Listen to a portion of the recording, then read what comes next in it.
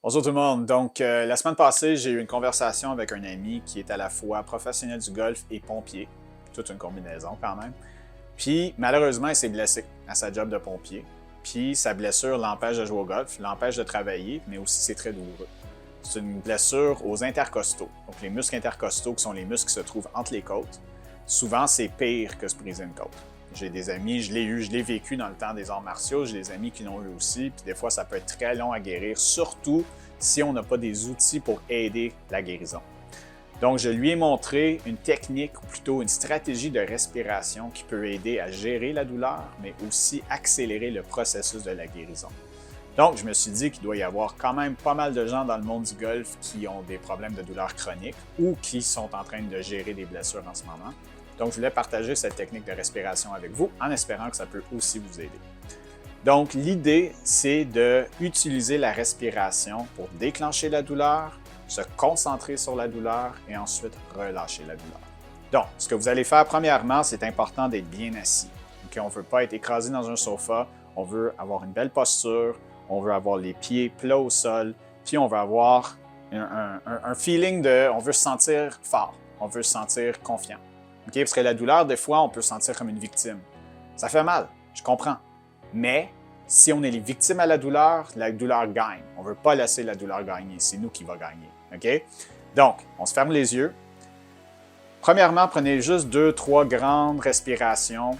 Inspire par le nez, expire par le nez. Juste pour réchauffer la respiration, si on veut. Ensuite, quand vous inspirez la prochaine fois, je veux que vous ayez trouvé l'endroit qui fait mal.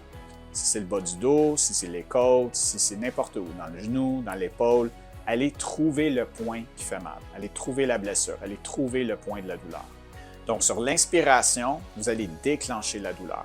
Parce que quand on inspire, surtout si on inspire puis qu'on essaie d'agrandir l'espace de notre cage thoracique, souvent, ça va créer un peu de tension musculaire. Puis cette tension musculaire-là peut déclencher la douleur. Mais c'est ce qu'on veut.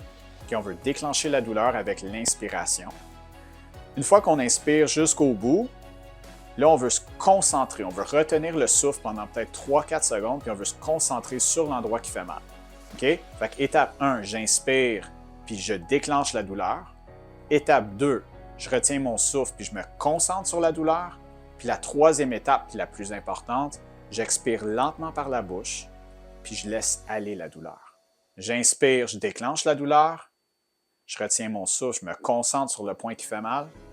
Mais quand j'expire, je veux me sentir que je relâche la douleur de mon corps. J'inspire, je déclenche. Je retiens, je me concentre. 3, j'expire et je relâche.